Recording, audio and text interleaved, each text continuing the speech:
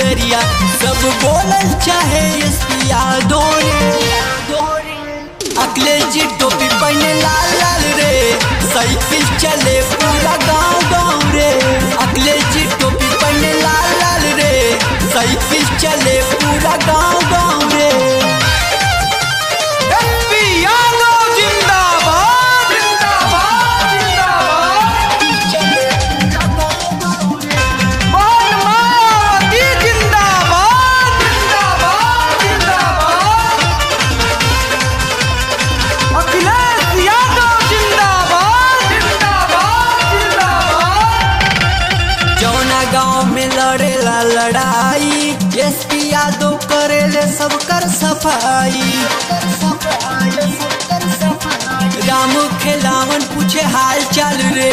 सबे चिल्लाला समाजवाद रे मायावती घुमेली साथ साथ रे अखिलेश जी टोपी पहने लाल लाल रे मायावती घुमेली साथ साथ रे साइकिल चले पूरा गांव गांव रे भैया सुभाष पार्टी जिंदाबाद जिंदाबाद जिंदाबाद राम खेलावन यादव जिंदाबाद जिंदाबाद जिंदाबाद दीवारीपुर में सगरो शोर बा कहे सुनील यादव पार्टी बेजोड़ बा एसपी यादव के नारा चारों ओर रे पूछे सुबह पसी हाल चाल रे मायावती घुमेली साथ साथ रे अखिलेश जी टोपी पहने लाल लाल रे मायावती घुमेली साथ साथ रे